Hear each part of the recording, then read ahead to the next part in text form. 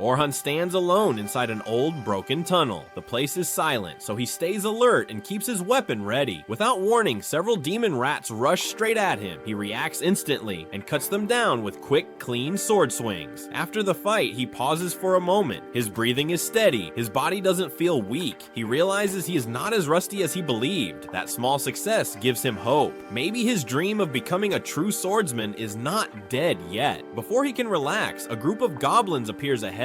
This time, Orhan decides not to rely only on his sword. He chooses to test his support magic. He casts the spell on himself. Power flows through his body, and a dark green light surrounds him. Support magic is mainly used to increase physical strength or improve equipment. Most people use it on teammates, but it can also be used on oneself. With his strength boosted, Orhan moves forward and defeats the goblins with ease. These kinds of spells are important for surviving hard battles. Still, Orhan knows their weakness. Support magic does not last forever. The duration depends on how strong the caster's magic resistance is. For Orhan, the effect only lasts about 3 minutes. If the spell fades in the middle of a fight, the danger increases immediately. He casts the spell again at the right moment and calmly finishes off the last group of goblins with careful movements. Even after seeing his skill and control, the party leader, Oliver, suddenly tells Orhan that he is being removed from the group. Orhan is completely stunned. He cannot believe what he is hearing. To him, it sounds like a cruel joke. After all, he and Oliver have been friends since they were kids. Oliver then speaks honestly. He says their friendship is real, and that is exactly why he gave Orhan so many chances. But in the end, nothing changed. Orhan can no longer keep up with the rest of the team. Annalie and Derek step forward and tell Oliver to stop softening the truth.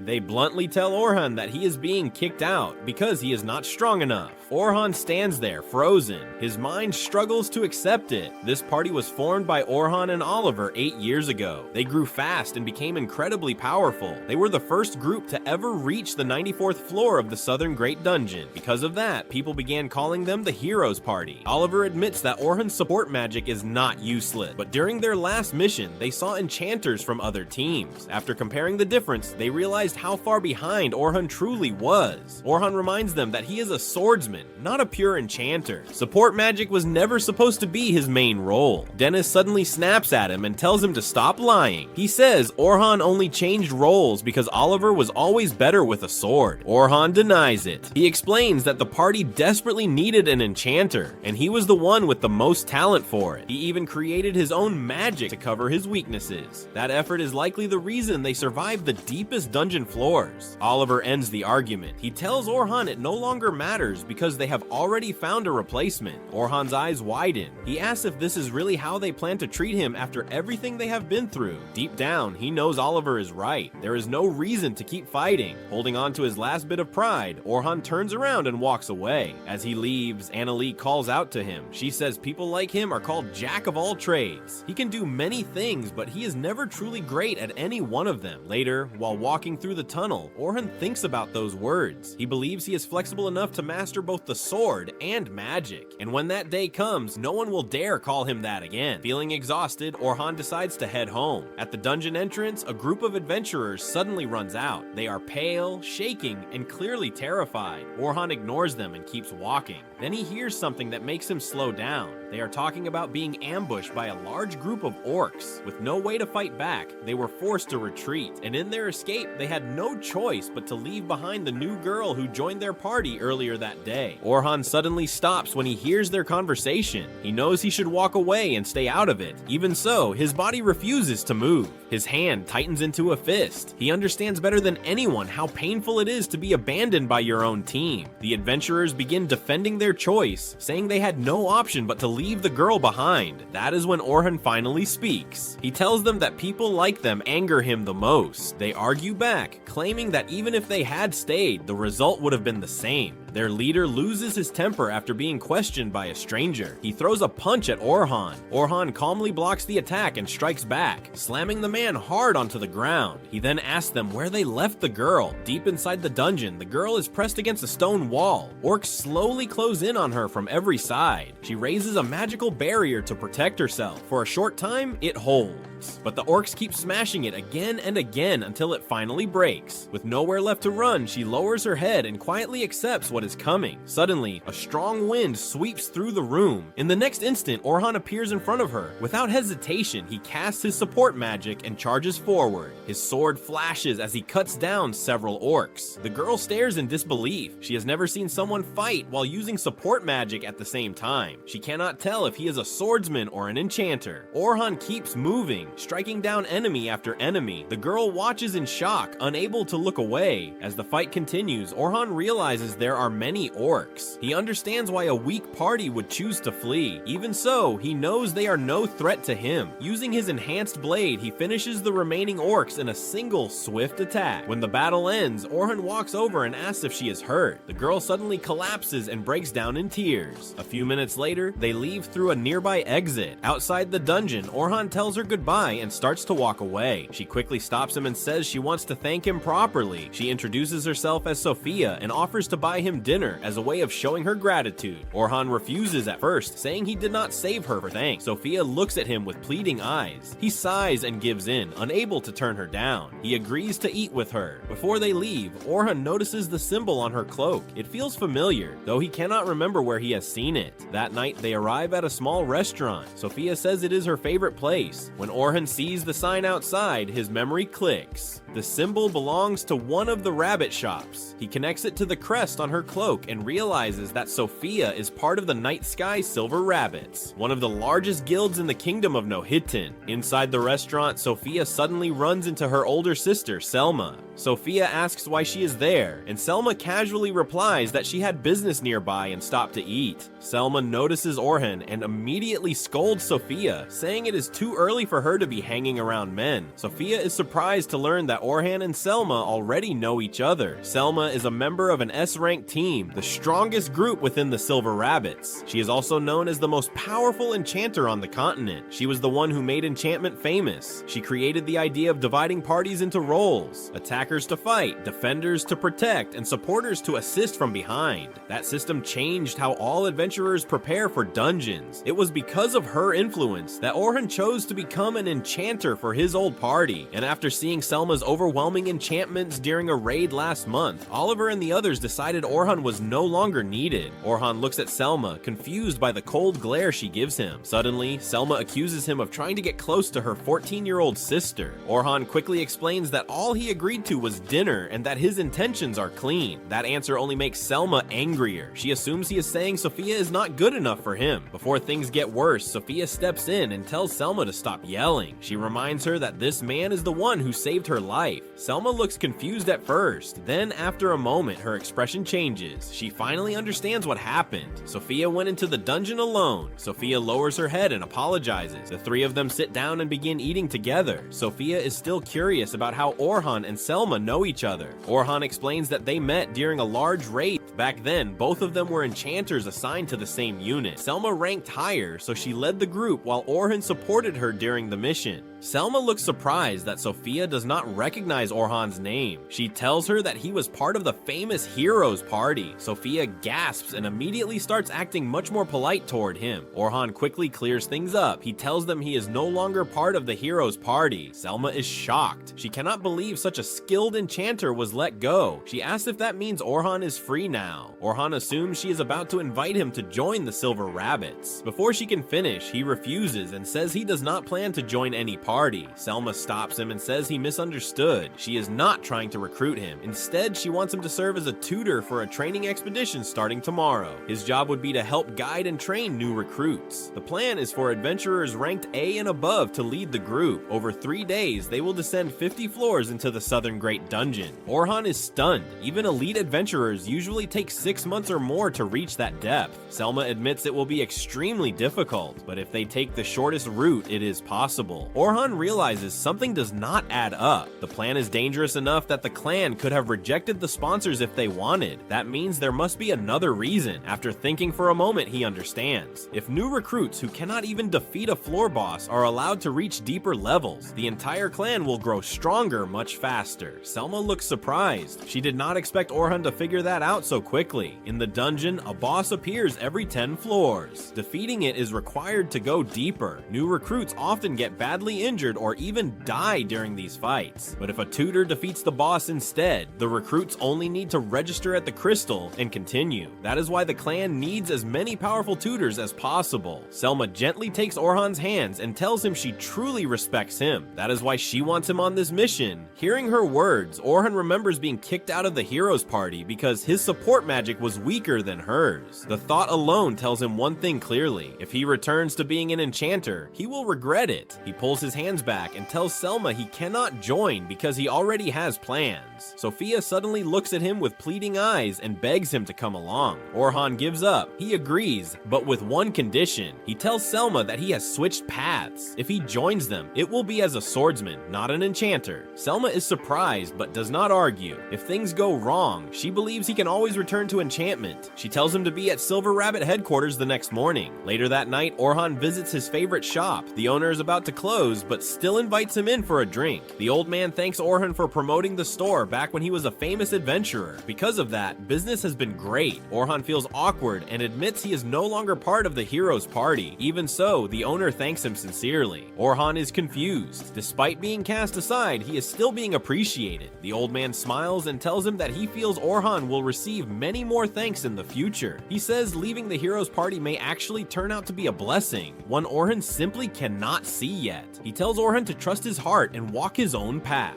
No matter what happens, he promises to always support him. Orhan's eyes fill with tears. He bows his head and thanks the old man from the bottom of his heart. The next morning, Orhan shows up at the Silver Rabbit headquarters. He looks calm, healthy, and way less stressed than before. Selma notices this and asks if he feels lighter now that he's no longer stuck with the heroes party. Orhan says, yeah. Kind of. Not fully happy, but at least his headache is gone. Then the clan leader, Vince Bars, steps in and thanks him for coming. He says he's heard a lot about Orhan already, including the very stupid decision of the heroes party to kick him out. Orhan clearly doesn't want to open that wound again, so he smoothly changes the topic and asks about the teaching mission instead. Selma explains that in 3 days, they'll head deep into the Great Southern Labyrinth, all the way to the 51st floor. On the first day, they'll stop at the 21st floor. On the second day, the 36th, and then they'll push further step by step. While she's explaining this, we jump back to an earlier moment. Selma was talking to Vince about Orhan leaving the heroes party. She said it was a massive loss because without Dura, that team would never be the same. Vince agreed. Sure, Orhan's raw magic power wasn't anything crazy, but his real strength was support magic. His enchantments were fast. No, not fast, ridiculously fast. 4 times faster than Selma's. That's like finishing a fight while others are still warming up. On top of that, Selma had seen him use spells that didn't even exist in books. Original stuff. He could read the battlefield, predict what would happen next, and support his teammates at the exact right moment. Basically, he had every skill a top-tier enchanter should have. Yet the heroes party treated him like yesterday's trash. Selma was sure of one thing. With Orhan around, the Silver Rabbits would climb back to the top very soon. When Vince heard all this, he couldn't understand how someone like Orhan Dura could be thrown away so easily. One of his subordinates explained it simply. Support classes never get proper credit. Because she's famous, people overpraise her. But real monsters like Orhan, they get ignored, stepped on, and blamed for everything. Classic teamwork logic. Back in the present, Orhan listens carefully and reviews the plan. There will be 10 rookie groups and 5 escorts. Selma and Orhan are part of the escort team. The rookies will take turns fighting monsters, and if anything goes wrong, the escorts will jump in and clean up the mess. Orhan then asks a very logical question. Why only 5 escorts? With such a tight schedule and so many beginners, wouldn't more high-ranked fighters reduce the danger? Selma smiles and says they want the rookies to face real hardship so they can grow stronger. Orhan immediately knows that's not the real reason. It smells like half a lie, but he also knows better than to push. He's still an outsider after all. Even so, he agrees to help. Vince thanks him and explains the payment. 2 gold coins up front and 10 more if the mission succeeds. Orhan almost chokes internally. That amount could cover a normal person's living expenses for an entire year. He even says it feels like too much. Selma tells him straight up, this is what they think he's worth. Hearing that, Orhan promises he'll give it everything he's got. A few hours later, Orhan arrives at the dungeon entrance. The rookies are already there, nervously checking their gear and pretending they're not scared. When Selma shows up with Sophia, Orhan notices that Sophia is wearing the same outfit as before. Looks like it's the standard beginner uniform. He tells her she looks great in it. Sophia instantly turns red and thanks him in a tiny voice. Selma watches this and immediately starts teasing him, saying he sure knows how to charm young ladies. Then, with a suspicious look, she asks if he has a girlfriend. Orhan scratches his head and says no, but since his old team had women, he probably learned how to talk without getting slapped. Selma remembers that the heroes' party used to live together in one big mansion. Sophia then asks where Orhan is staying now. He casually answers that he's living at an inn.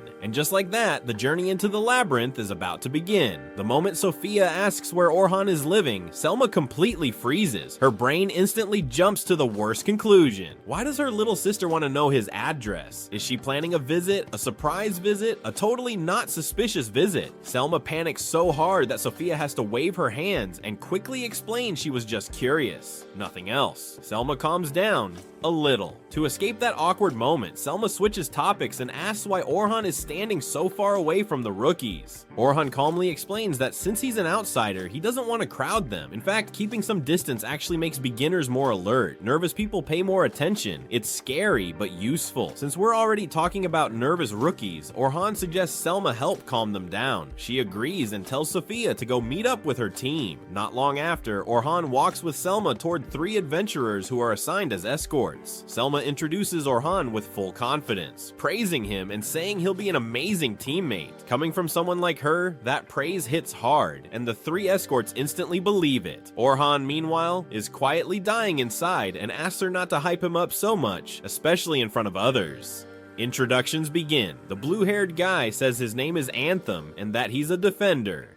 Bernard, the serious-looking one, is also a defender. Kathy introduces herself as the healer. Orhun introduces himself as the attacker. Looking at the lineup, Orhun admits the team is well balanced. But then a thought hits him. If he hadn't joined, one of them would have been forced to act as the attacker. That doesn't sit right with him. This plan feels weird. Seeing the doubt on Orhan's face, Selma once again remembers a private talk she had with Vince. He told her he understood how painful it was to lose such a powerful card, but he also reminded her of a hard truth. Orhan is an enchanter, just like Selma. Because of party balance, he couldn't stay in the first squad, no matter how strong he was. Selma agreed, but it still hurt. Her clan hadn't improved at all since last year, not even one step forward. That made her believe the Silver Rabbits were slowly falling behind. That fear is exactly why she invited Orhan to this expedition. Still, Orhan only agreed on one condition. He would fight on the front lines as a swordsman, not sit in the back as support. All Selma can do now is hope that when things get dangerous, he truly stands at the front. After finishing with the escort group, Selma and Orhan move toward the rookies. Selma steps forward, and the moment she does, everyone falls silent. She announces that today marks the beginning of their descent toward the 51st floor of the Great Southern Labyrinth. She knows they're nervous. Reaching such a deep level so early in their careers is terrifying, but she tells them not to panic because she brought someone special in case anything goes wrong. Then she introduces Orhandora. She reveals that he has already reached the 94th floor, a place even top figures of the kingdom have never seen, a level Selma herself hasn't reached. The rookies are stunned. Whispers spread instantly. People turn their heads, staring at Orhan like he's some dungeon monster wearing human skin. Orhan quietly asks Selma to stop raising the bar any higher. She ignores him. Not only does she say he'll be their main example inside the dungeon, but she also casually drops the bomb that he used to be part of the hero's party. Boom. In one sentence, Orhan becomes a celebrity. The trainees look at him like he's a walking legend. After the speech, Orhan complains that she basically placed him on a god-level pedestal.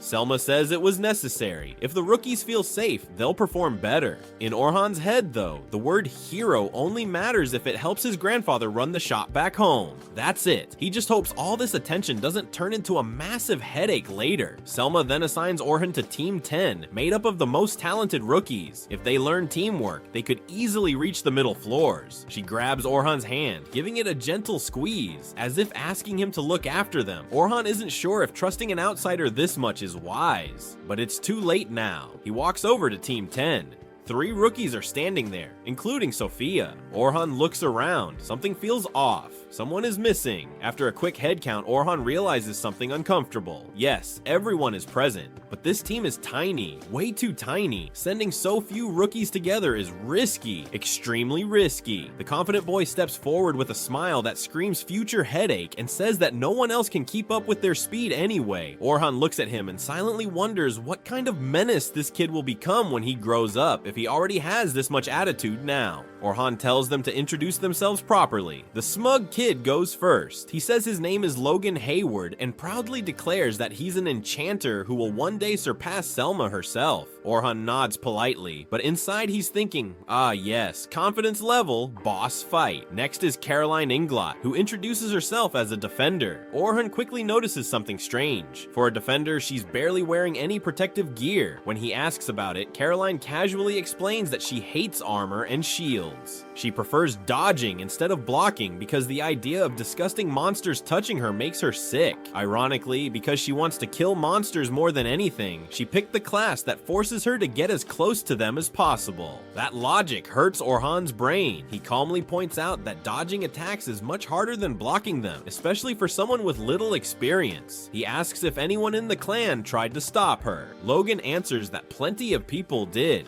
and Caroline ignored all of them. That comment instantly turns into a loud argument between the two. To stop this nonsense before it turns into a duel, Orhan asks the final member to introduce herself. Sophia steps forward and says her name is Sophia Clottle. She explains that she's a rear line attack mage. The moment she finishes, Logan and Caroline start arguing again. Orhan sighs internally. This mission is going to be pain. Surprisingly, the moment they step into the labyrinth, the kids go quiet. The dungeon atmosphere instantly shuts their mouths. While walking, Caroline asks why someone from the heroes' party is even here. She thought their clans were rivals. Orhan calmly explains that he's no longer part of that team. It's a highly prestigious group after all, and he's not in it anymore. Caroline pushes further and demands to know why he left. Orhan refuses to answer. Hard stop. Changing targets, Caroline looks at Sophia and says she must already know Orhan, since she mentioned they'd be escorted by someone amazing. Caroline demands confirmation. Is this the amazing guy?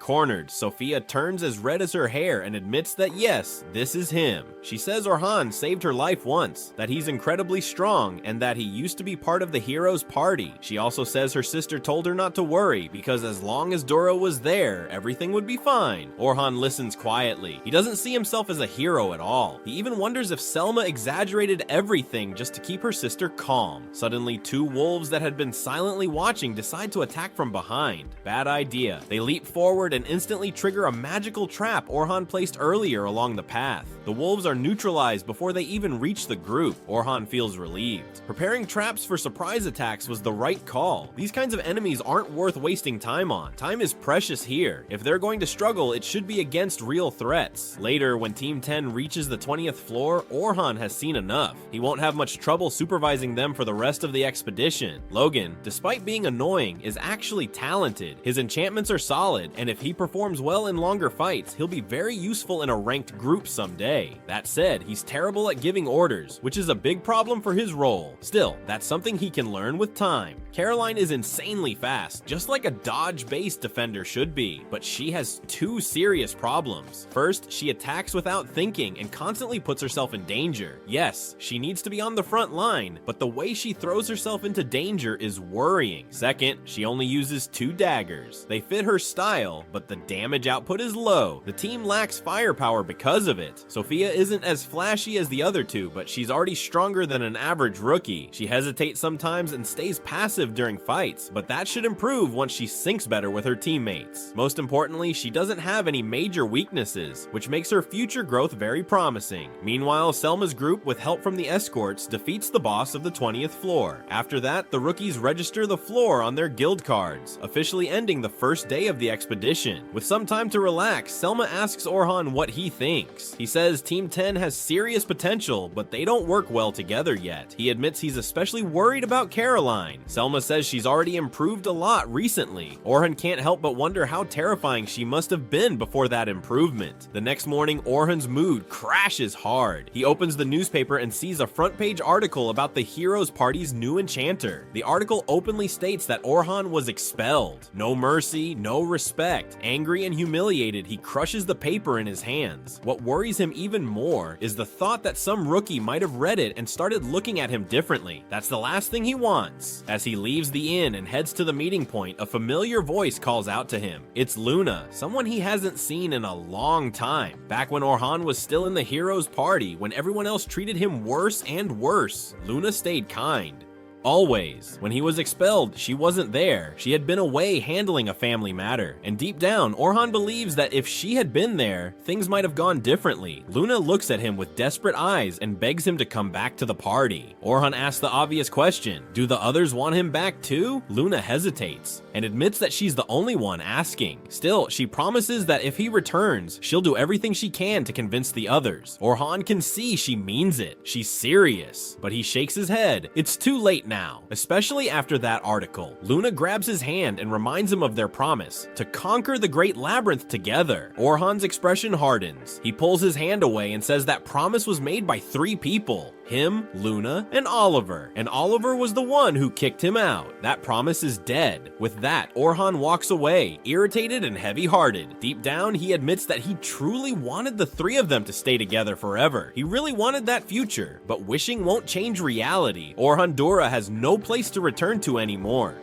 When Orhun reaches the meeting spot, he immediately feels something is off. The students are whispering to each other, clearly talking about the article that spread overnight. They're confused and curious, wondering why Orhun never told them that he was removed from the hero party. Before anyone can question him directly, Selma shows up. She quickly apologizes to Orhan. The day before, she had proudly told the students again and again that he was a member of the hero party, not knowing the truth. Orhun calmly tells her it's fine. He admits that part of the misunderstanding is his fault, since he never clearly explained what happened back then. He reminds everyone that no matter what the article says, the facts haven't changed. He still reached the 94th floor on his own and had no trouble leading them the previous day. A rumor like this doesn't erase his experience or strength. Caroline and Sophia never doubted him for a second, but Logan looks far less convinced. Logan directly asks if the article is true. Orhan answers honestly, yes, he was kicked out for being too weak, but strength is relative. Even so, he promises that he's more than capable of guiding them safely down to the 51st floor. Most of the group accepts this, but Logan silently decides that Orhan must be overrated. They soon enter the dungeon, aiming to reach the 35th floor by the end of the day. Until they pass the 31st floor, Orhan isn't allowed to fight and can only supervise. All he can do is watch closely and step in only if something goes seriously wrong. Thankfully, the students handle the early floors smoothly thanks to their talent. Once they reach the 31st floor, Orhan finally takes command and moves to the front. Suddenly, he raises his hand and tells everyone to stop. He senses monsters nearby. The group immediately prepares for combat as goblins appear ahead. Orhan tells Caroline to attack first. She rushes forward without hesitation, but she pushes herself a bit too far. Orhan is about to ask Logan to support her with magic, but Logan has already started casting. He doesn't see the point in waiting for Orhan's orders, especially since he no longer sees him as a real hero. Orhan notices Logan's attitude, but he doesn't react. Instead, his attention shifts to Sophia. She's facing an orc and completely frozen in fear. Memories of her past dungeon trauma are holding her back. Orhan chooses not to jump in immediately. Logan, watching this, thinks Orhan is a terrible instructor for letting her struggle and prepares to rescue her himself. That's when Logan realizes something strange. Orhan has quietly cast a spell that slows the orc down, giving Sophia extra time, without drawing attention to it. Orhan calmly speaks to her, reminding her that she isn't alone anymore.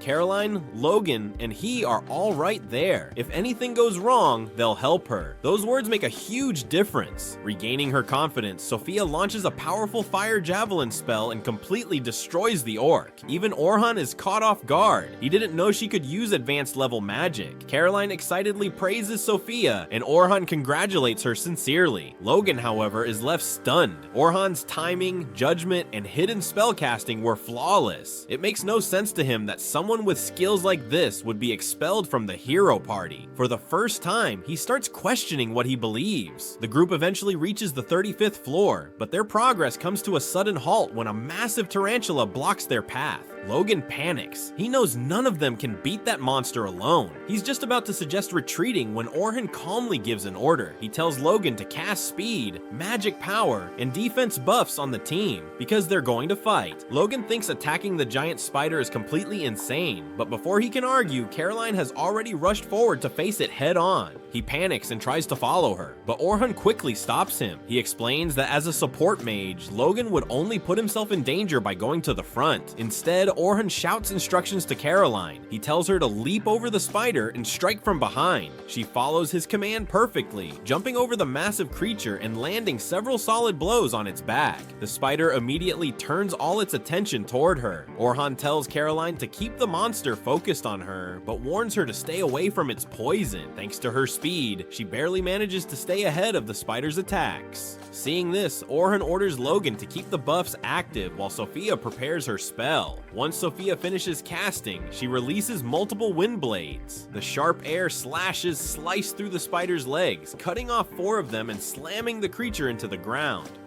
Still, it's not defeated yet. Orhan calmly tells Logan to cast another boost, this time increasing Caroline's strength and speed. Logan doesn't understand why at first, but the reason becomes clear almost immediately. The spider suddenly fires sticky webbing and drags Caroline toward its open mouth. This is exactly what Orhan predicted. The strength boost was meant to help Caroline break free on her own, but even with the buff, she's still struggling. At that moment, Orhan secretly enhances the sharpness of her dagger. With the extra cutting power, Caroline finally slices through the web and escapes. Now it's time to end the fight. Orhan tells Sophia to fire a rock bullet spell. The attack slams into the spider and finishes it off for good. With the battle over, Orhan praises everyone for their teamwork. After that, the group returns safely to the surface. Tomorrow will be their final day when they attempt to push all the way down to the 51st floor. Selma reminds everyone to rest well and prepare themselves. As Orhan is heading out, 2 other supervisors call out to him. They aren't looking for trouble, they simply invite him to have dinner with them. Since he hasn't really talked to them much during the expedition, he agrees, and the 3 of them head to a tavern together. At the same time, Sophia, Caroline, and Logan are riding home in a carriage. Logan is unusually quiet, lost in thought after everything he witnessed. Remembering that Orhan once saved Sophia from a group of orcs, he asks her if she remembers how Orhan fought back then. Sophia says she doesn't recall all the details, but she remembers a powerful gust of wind when Orhan landed, followed by him enchanting his sword before cutting down the orcs. Logan guesses that the enchantment must have been a sharpness spell. That surprises him, because weapon enchantments are much harder than buffing people. What confuses him even more is why someone so talented with magic would fight using a sword. Sophia admits she doesn't really know either, but she did hear that Orhan recently started training as a frontline fighter. Hearing this makes Logan feel conflicted. He was angry and disappointed when he learned Orhan had been removed from the hero party, thinking he had failed somehow. But after today, he realizes how wrong he was. Orhan wasn't just a great supporter, he was exceptional. Casting debuffs is extremely difficult, yet Orhan used one effortlessly. Even Selma avoids debuffs most of the time because of how complex they are. On top of that, Orhan read the battlefield perfectly, gave flawless instructions, and even predicted the spider's final move before it happened. Logan has never seen an enchanter anywhere near this level, so why would someone like that switch to being an attacker? Caroline asks if Orhan is at least strong with a sword. Sophia nods and says he has to be, otherwise he never could have saved her from those orcs. That's when it finally clicks for Logan. Orhan isn't just talented, he's a rare genius, someone who excels in both magic and swordsmanship. Logan understands now that surpassing Orhan is impossible, at least for the moment. Still, he refuses to give up. Quietly, he makes a promise to himself. He'll learn everything he can from Orhan and work hard until one day he can stand at the same level. Meanwhile, Orhan is at a tavern with the other supervisors, enjoying a well-earned meal. The food is surprisingly good, and the relaxed atmosphere feels nice after a long day. Curious, the others ask him what he used to do for fun back when he was part of the hero party. Orhan gives a small smile and says he barely had time for fun at all. Most of his days were spent handling errands, planning, and taking care of all the behind-the-scenes work. Hearing that, the others feel genuinely bad for him. It makes the article calling him useless sound even more ridiculous. If anything, it seems like Orhan was holding the entire party together. They tell him he shouldn't waste his energy worrying about people who failed to appreciate him. Hearing someone defend him like that means more than Orhan expected, and he thanks them sincerely. Still, they can't hide their curiosity. From what they know, Orhan was once an enchanter in the hero party, and according to Selma, an incredibly skilled one. So why did he suddenly switch to fighting on the front lines? Orhan explains that after leaving the hero party, he finally picked up a sword again, because that's what he always wanted. Before becoming an enchanter, he had joined the party as a swordsman, and becoming the strongest swordsman in the world was his lifelong dream. Watching his grandfather fight when he was younger inspired that goal. That raises another question. If being a swordsman was his dream, why become an enchanter at all? Orhan sighs and tells them it wasn't his choice. In the early days, as the hero party pushed deeper into the dungeon, the enemies became far stronger. Their team setup simply couldn't keep up. Around that time, Selma's influence began spreading, and the party decided they needed an enchanter. Since Orhan could learn almost anything, the responsibility naturally fell on him. It wasn't easy, but his decision allowed the party to reach the 94th floor. Still, Orhan says that wasn't truly a good thing. They advanced too quickly. Instead of slowly building strength, they rushed forward unprepared. Whatever waits on the 94th floor is something the hero party absolutely cannot handle right now. Trying to go further would be nothing but reckless. The mood shifts when they notice Orhan growing tense, so they quickly change the subject. They ask him what kind of swordsman he wants to become. Orhan answers without hesitation. He wants to be a versatile swordsman, someone who can adapt to any situation and even survive the deepest floors alone. The others are stunned. It's an unheard of goal, but if anyone could achieve it, they believe Orhan can. The next day, the hero party enters the dungeon once again, and remembering Orhan's warning about the danger beyond the 94th floor, one thing becomes painfully clear. They're about to do something incredibly foolish. On his last day, Orhan walks over to the new group to say goodbye, and the three kids run to him with big smiles, happy to see their teacher one final time, while Caroline jokes that this whole journey would feel better if there was a reward waiting at the end, making Logan curious enough to ask what kind of prize she wants. And Caroline slowly looks at Sophia, causing Sophia to turn red because she already understands the hint, and just as she gathers the courage to speak, Orhan gets called away and hears two adventurers talking about how the hero team is heading deep into the Great Southern Labyrinth from the 92nd floor to test a new battle plan, which makes him quietly worry they should start on safer floors, but he pushes the thought aside and keeps moving, while at the same time on the 92nd floor, Oliver feels confident and believes victory is guaranteed now that the team is free from what he calls their weak link, with most of the group agreeing except Luna, because 2 days earlier, a cheerful new girl named Philly Carpenter joined them, full of energy and excitement, and Oliver proudly says she once reached the 100th floor of the Great Western Labyrinth and calls her their first real enchanter, making Dirk and Annalie laugh and joke that they no longer need to rely on the old member, as Philly thanks everyone for the warm welcome and notices the fancy room and expensive setup, asking if all this money really goes into missions, but Oliver quickly changes the topic and says today is about celebrating Philly, not talking about Orhan, when suddenly Luna rushes in with urgent news and announces that Orhan has joined a powerful team called the Night Sky Silver Rabbits and is heading into the same labyrinth, shocking everyone who can't believe someone they see as useless could join such a strong group. And when Luna learns the truth that Orhan was kicked out and replaced by Philly, she gets angry and says it was a huge mistake because Orhan was the heart of the team and the reason they survived so long, while Annalie and Dirk argue back and say the rest of them don't feel the same, leaving Luna to finally accept that he is gone for good, which makes Oliver feel relieved as he explains their next plan to test Philly on the 92nd floor in 2 days before pushing deeper to the 94th. But Luna crosses her arms and warns them this is reckless and that even if Philly is skilled, they should start on safer floors, reminding them of the dangerous black dragon that nearly killed them before, yet the others brush her off and keep blaming Orhan for past struggles, forcing Oliver to end the argument by saying the mission will only test their new setup and not fight the dragon. And now back in the present, the hero party is already in trouble as they face powerful enemies without fully knowing how to work with their new member, and standing in front of them is a huge mammoth-like monster with thick skin and massive strength as Oliver charges forward, but the beast blocks him with its long tusks. Oliver's attack misses and he quickly pulls back as Dirk steps forward with his shield to take the front, but But at the same time, Oliver feels his body grow heavy because his magic boosts fade away, making him turn to Philly and ask why the power spells keep stopping. And she nervously admits she still doesn't understand how the team fights or when to use her magic, which makes Oliver remember how Orhan learned everything in less than an hour on his very first day. And before he can think more, the mammoth slams into Dirk with massive force, nearly knocking him down, causing Annalie to shout because she almost gets hit too. And even though Dirk grits his teeth and tries to hold on, everything feels harder than usual. Annalie shoots flames at the beast, but they barely leave a mark, making Oliver stare in shock as he realizes her strength is much weaker than normal. So he tells Philly to boost Annalie, and even though Philly says she already did, she tries again. Yet Annalie's next attack still does nothing, which confuses Oliver because he believed Philly's magic should be stronger than Orhan's ever was. While Dirk struggles to keep the monster back and yells for help, snapping Oliver back to his senses as he orders Annalie to circle around and attack from the side. But the beast notices her instantly and forces her to jump away, making Oliver tell Philly to watch the enemy and warn them of its moves, only for her to admit she can't do that and can only focus on support magic, which makes Annalie groan in frustration as Oliver looks around and starts to panic because everyone feels weaker and he doesn't understand why. And just as Luna steps forward to explain the real reason, the ground begins to shake and a massive shadow covers them as the black dragon appears, filling the air with fear and heat, making Oliver gasp because the dragon was never supposed to leave its boss area. But the dragon doesn't care and crushes the mammoth like it's nothing, causing Luna to shout for everyone to run, while Dirk and Annalie refuse to back down, and Oliver clenches his fist, saying they beat this monster once and can do it again. But the dragon fires a blazing fireball that sends Dirk flying even with his shield up, forcing Luna to rush over and heal him, as Oliver turns in anger and demands to know why Philly didn't boost their front fighter, only to see her frozen in fear and unable to move. And when Annalie throws a long spear of fire at the dragon, it still does nothing, while the dragon's attack explodes nearby and throws her to the ground, making Luna scream for them to escape, as Oliver's mind spins in chaos and fear. And when the dragon begins charging a huge attack, Oliver grabs Philly, snaps her out of it, and begs for a boost, which she finally gives, allowing Oliver to pour all his strength into one powerful move. But even though a bright holy blast crashes into the dragon's fire in a massive explosion, the dragon stands untouched, making Oliver realize they can't win, and with his voice shaking, he asks Luna what to do, and she tells him he's the leader and must decide, but then offers the only way out by telling him to use the Whimsy Portal, a rare item that opens a doorway inside the maze and throws anyone who enters to a random place. Even though Philly warns it could send them to another boss area, Luna says it's still better than staying, so Oliver slams the item onto the ground and a glowing doorway opens. But before the team can move, the black dragon blocks them with a wall of fire, and in a shocking moment, the dragon itself steps into the portal, which snaps shut right after it. Dirk finally breathes out, thinking the danger is over, but Luna quickly shakes her head and says this is actually worse because the dragon might now be in a weaker area where new and helpless adventurers could get killed. So she decides to contact the guild and use the emergency function on their guild cards, explaining that this special feature can pull them out of the labyrinth in life or death moments, even if they get punished later. And Oliver agrees and gets ready to activate it, but Luna stops him and points out that Dirk and Annalie are too injured to even stand yet. So while she heals them, she speaks up and says that when they go back to face the dragon, they should replace Philly with Orhan, which makes the others protest right away. And that's when Luna raises her voice and finally reveals the truth she wanted to explain earlier, saying none of them got weaker at all, and everyone is just as strong as before, making Oliver argue that even his strongest attack couldn't hurt the dragon. But Luna explains that without Orhan, their power isn't being used the right way, and she tells Oliver that he barely charged any magic before firing his holy move, which is why it felt so weak. Then she asks him what all support magic has in common, and Oliver answers that the strength depends on the caster, while the time it lasts depends on the person receiving it, and the enchanter has to keep refreshing it because most boosts only last a few minutes. And Philly admits that part is true, but adds the real problem is that this team has very high magic resistance, so support spells fade extremely fast, sometimes in less than 2 minutes, and for Oliver it can disappear in under a minute, which makes Oliver angry. But Luna calmly explains that his body just doesn't work well with normal enchanters, and says Orhan was different because he could do things that shouldn't be possible. And when Oliver scoffs and says Philly should be able to do the same, Luna shakes her head and explains that Orhan knew his limits, once, and instead of complaining, he created his own spells to make up for them, which shocks Oliver, Dirk, and Annalie. And when they refuse to believe it, Luna looks them in the eyes and says it's true, then tells them they don't have time and need to leave now. And as they rush out of the labyrinth, Oliver remembers Orhun once talking about making his own magic, something he had laughed off before. But Luna corrects him and says Orhun created a support spell that could boost their power more than 50 times, making Philly gasp and say that even the famous Selma from the Night Sky Silver Rabbits can only boost 10 times at best. And that's when Oliver finally understands that his divine flash only felt strong because of Orhan's magic. And Luna confirms that both Oliver's sword attacks and Annalie's spells were being raised nearly 50 times whenever Orhan supported them, which made Oliver grow careless and stop focusing properly, trusting the boosts to do the work. And she adds that Annalie had the same issue because without Orhan, she could only cast average spells. And it wasn't just offense either, because Orhan also strengthened Dirk's armor and defense at the same time, so when his magic vanished,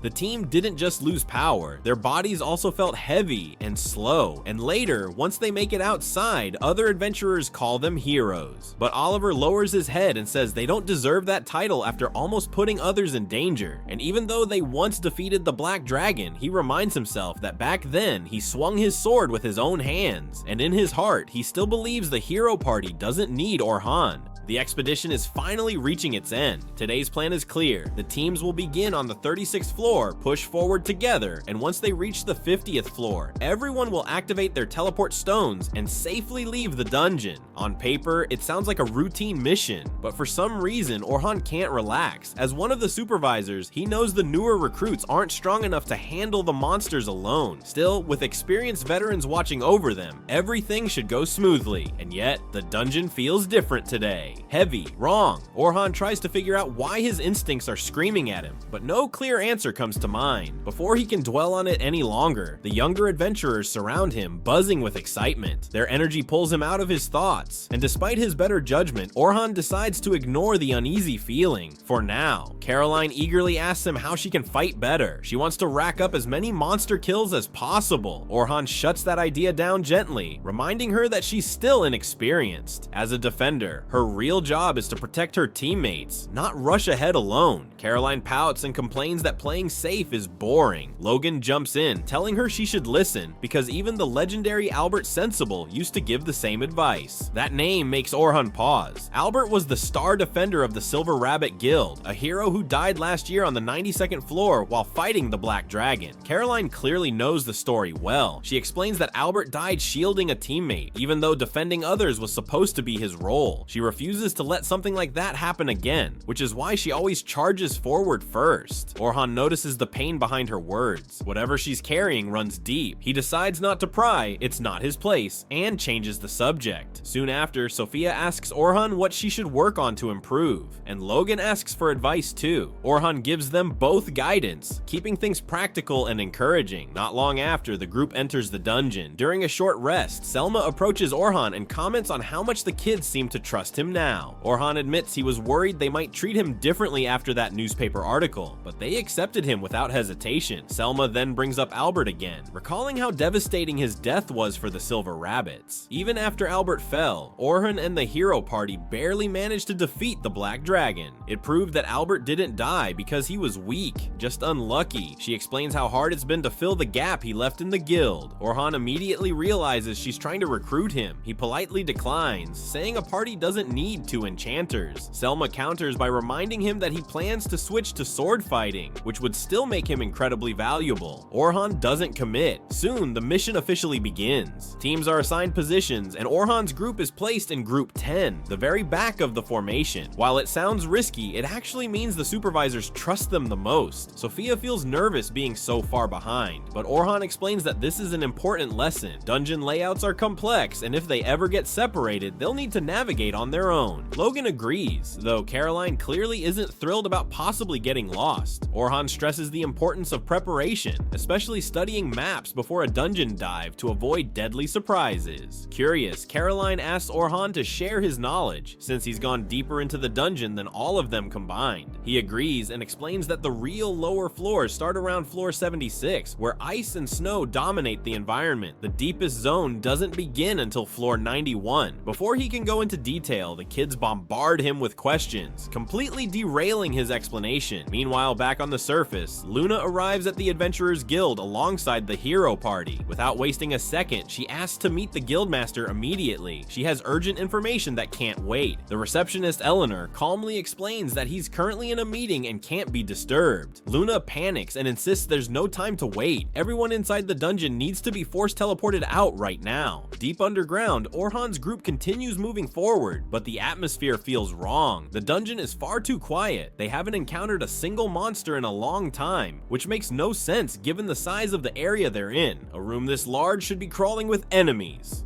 Logan breaks the silence by asking Orhan if this kind of emptiness is normal for the floor. Orhan immediately shakes his head. In all his years exploring the dungeon, he's never seen anything like this. A space this large should be crawling with monsters, yet there's nothing. It feels as if every creature nearby has either disappeared or is hiding from something far more dangerous. Caroline, on the other hand, is growing restless. The quiet is driving her crazy. She came here to fight, not to walk through an empty maze. Just as her frustration peaks, a lone goblin appears ahead, wandering carelessly through the corridor. Without a second thought, Caroline charges. Orhan shouts for her to stop, warning that the goblin is strong enough to knock her out in a single blow. She ignores him completely. With no time to argue, Orhan steps in and casts a debuff, weakening the goblin just enough to slow its movements. That opening gives Caroline the chance she needs to bring it down safely. She proudly declares her victory, but the mood quickly shifts. Sophia and Logan scold her for acting without thinking. If Orhan hadn't been there, she could have been seriously injured. Worse, they would have been forced to rush in and rescue her, putting the entire party in danger.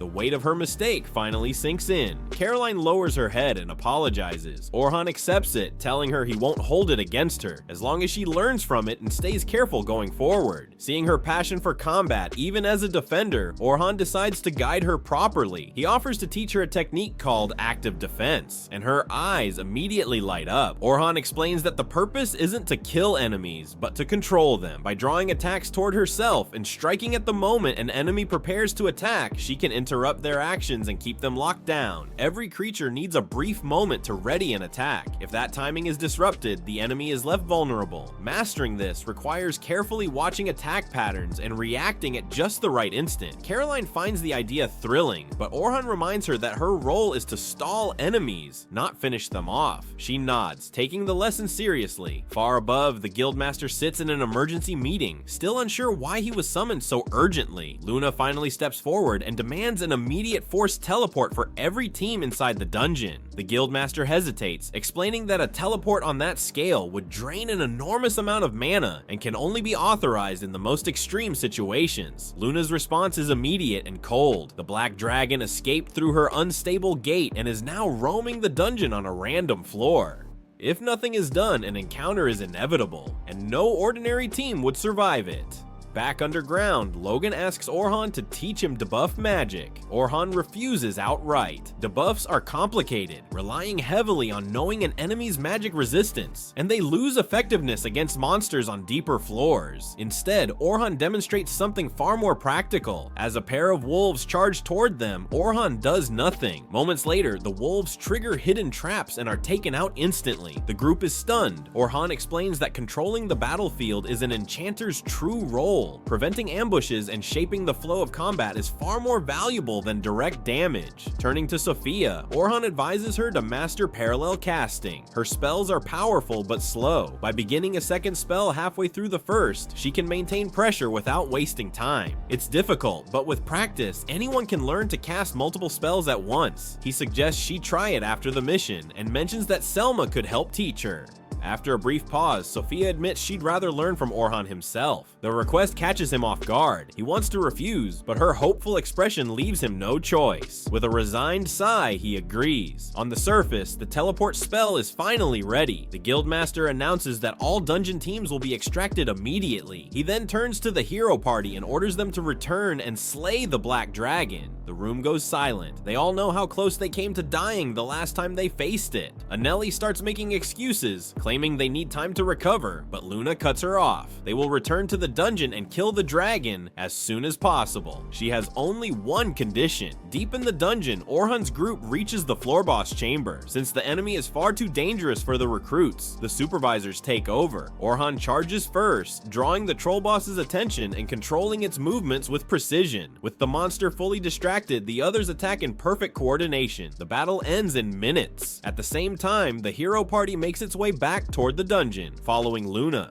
When questioned about why she ordered floors 40 through 50 evacuated first, she answers plainly, Orhan is most likely on those floors, and without him, defeating the Black Dragon would be impossible. Back below, Orhan and the supervisors defeat the massive crab guarding the 50th floor, officially ending the expedition. For the first time all day, Orhan allows himself to relax. Then the air above them begins to crack. Space itself shatters as the Black Dragon tears its way into the room. Its overwhelming presence freezes everyone in place, terror flooding the chamber. The dungeon's silence finally makes sense. The nightmare has arrived, and the real battle is about to begin. Sophia's scream echoes through the dungeon, and the entire group locks up as a massive black dragon appears before them. Orhan is the first to react, shouting for everyone to run. No one moves. Selma stands frozen, crushed by the dragon's overwhelming presence. There's no doubt in her mind, this is the real thing. A monster that should never exist on this floor. The escorts feel the same terror. The Black Dragon is a known butcher of adventurers, a tyrant that leaves no survivors. Selma knows she must take command, but fear clouds her thoughts. Orhan struggles too, quickly realizing their only hope. The floor boss is already dead, and if they can reach the teleport crystal, they might escape. But only he can move. He understands the truth immediately. Monsters attack groups, not lone targets. If he runs, he lives, but everyone else dies. That's why he draws his sword. As an escort, his duty is clear. He swears he won't abandon them no matter the cost. Buying time won't be enough. The only way out is to defeat the dragon. Orhun yells at the chaperones, snapping them out of their fear and ordering them to protect the rookies at all costs. Selma regains control and commands a defensive formation. Bernard and Anthem move forward, while Kathy raises a magical barrier around the group. The dragon strikes. The impact is terrifying, and for a moment, the barrier looks ready to shatter. Suddenly, it strengthens. Orhan has reinforced it with magic. The group survives, stunned. Selma immediately realizes he's the reason they're still alive. Sophia watches in horror as Orhan faces the dragon alone, weaving between its claws. He throws a dagger at its eye, forcing it to shut, then rushes in during that brief opening. His sword flashes, enhanced by impact magic, unleashing a massive explosion.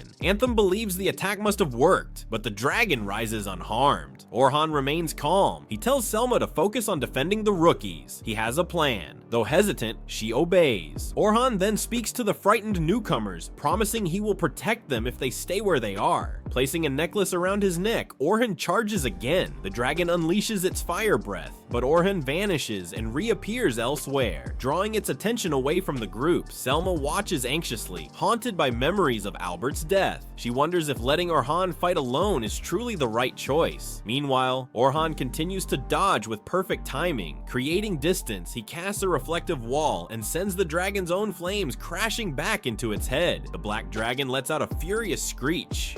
Orhan smirks and taunts it, asking if it enjoyed the taste of its own flames.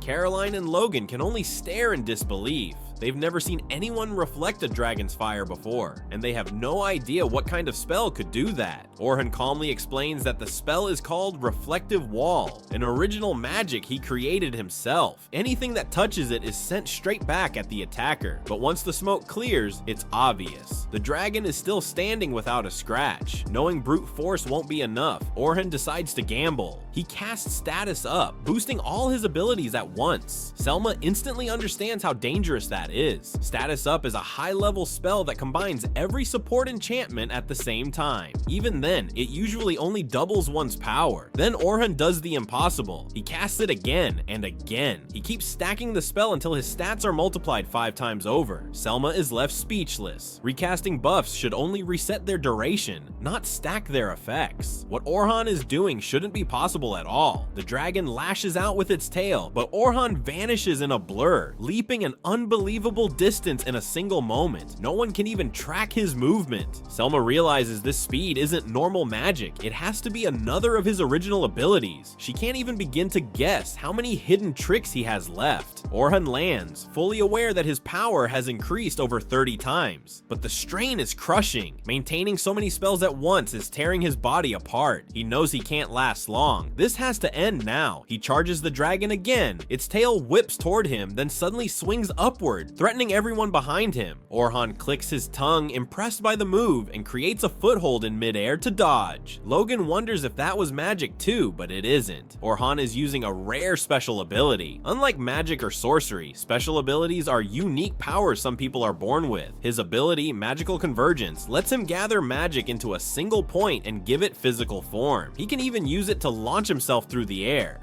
Oliver has the same ability, though he only uses it for attacks. Propelling himself forward, Orhan enhances his sword with sharpness up and durability up.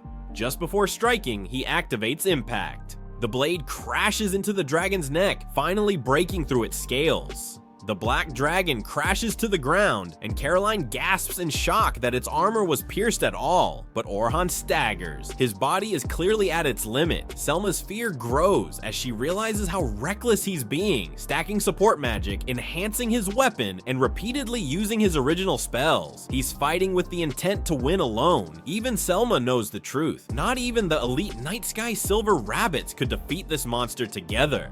Joining the fight now would change nothing. The dragon roars and unleashes another blast of fire. Orhun dodges instantly and launches himself straight toward its head, preparing for another decisive strike. Watching Orhan fight, Selma feels something trembling inside her. At first, she thinks it's worry, but she quickly realizes it's something else, something unfamiliar. The feeling unsettles her, and fear tightens her chest. She doesn't understand it, but she knows she can't let it distract her now. The only thing she can do is protect the rookies so Orhan can focus on the battle. The black dragon suddenly changes its attack. Orhan senses the danger instantly and sprints away, narrowly avoiding a barrage of destructive blasts. He vanishes from sight for a moment, and Sophia panics, convinced he's been hit. The scene shifts to Orhan's childhood. Back then, he lived in a lively town, laughing and playing with his friends. Life was peaceful, until the day it all ended. While Orhan and Oliver were away training, bandits attacked their village and destroyed everything. When they returned, nothing was left. Their home, their families, their future, gone. All they could do was cry and bury the dead. Standing among the graves, Oliver swore he would become strong so no one could ever steal from him again. Orhan made his own vow to grow powerful enough that he would never lose what mattered to him ever again. Back in the present, Orhan remembers that promise. He became an adventurer to gain knowledge and strength, to stand against the cruelty of this world. And now, to protect everyone behind him, he only has to do one thing: defeat the monster in front of him. Sophia exhales in relief when Orhan reappears unharmed. Selma studies the dragon's last attack and recognizes it immediately. When the black dragon shapes that purple mist into a weapon, it's using its strongest spell, the same one that has wiped out countless adventurers. Facing it is like facing fear itself. Orhan analyzes the attack calmly. It's similar to his own magical convergence, drawing power from the surrounding magic and shaping it freely. But something feels off. Compared to the last time he fought it, the dragon is using fewer variations. That means it's still holding back. It's underestimating him. Orhan charges again, weaving through the storm of attacks. He fires a flame shot at the dragon's head to close the distance, then swings his sword. This time the dragon's scales are even harder, and the purple mist coils tightly around its body. Thinking fast,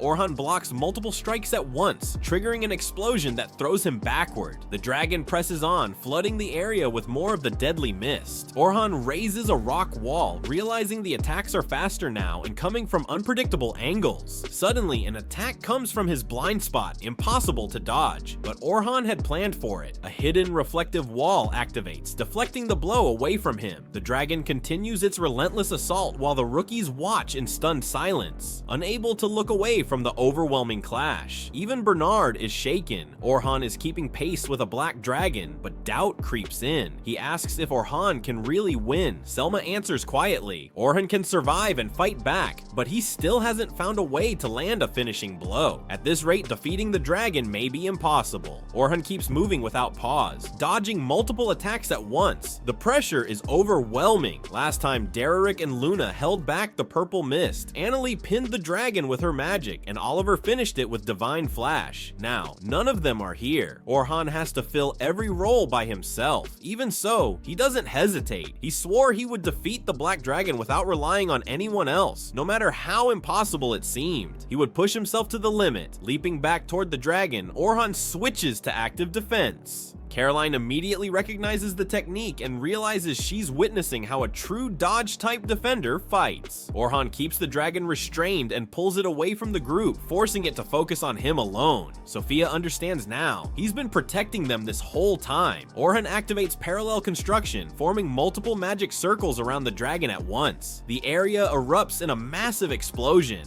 Selma is stunned. Casting that many spells simultaneously should be impossible. Caroline recalls Orhan once saying that some people could handle dozens of spells at once. Clearly, he was talking about himself. Logan adds that this is how someone aiming for the deepest floors of the Great Dungeon fights. Orhan knows the barrage won't finish the dragon, so he triggers his real plan. All the spells strike at once as he activates Raise and Repeat, a trap spell that absorbs ambient magic and unleashes the previous attacks again at even greater power. It's another original spell born from his magical convergence. Selma is shocked. She never imagined trap magic could be used this way. Logan notes that Orhan is turning the battlefield itself into a weapon. True enchanter combat. The dragon spreads its wings, dispersing the flames. Orhan expected that. Back when he fought with the hero's party, there was always someone else to deliver the final blow. This time, he has to do it himself. He channels magical convergence into his sword, turning it pitch black. Unlike Oliver's golden blade, this one radiates pure darkness. Orhun slashes forward, releasing a black divine flash that clashes head-on with the dragon's fire breath and cuts straight through it. Pouring everything into the strike, Orhan embodies the kind of swordsman he wants to become,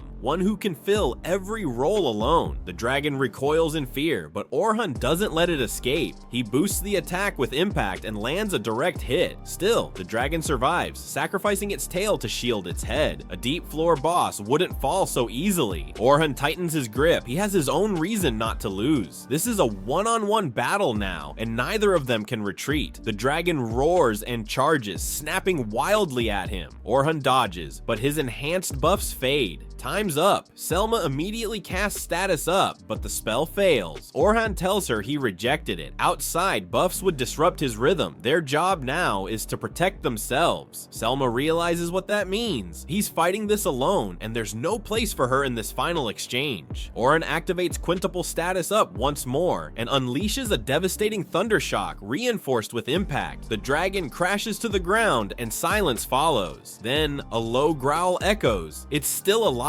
Orhan is barely standing. His sword shatters in his hand. Still, he knows the dragon is just as broken. This has to end now. He casts destruction. Black mist floods the area, and an overwhelming surge of magic shakes everyone to their core. A massive pitch-black greatsword forms before him. Orhan explains that destruction compresses amplified magic into a weapon whose power exceeds even special rank spells. He creates reflective walls across the battlefield, bouncing between them until he appears above the dragon. Enhancing his body with weight up, he hurls himself downward like a missile and activates impact. The explosion rocks the entire dungeon. When the dust clears, Orhan is still standing. The black dragon is not. The group rushes toward him in relief and disbelief, realizing they're alive only because Orhan stood alone and won.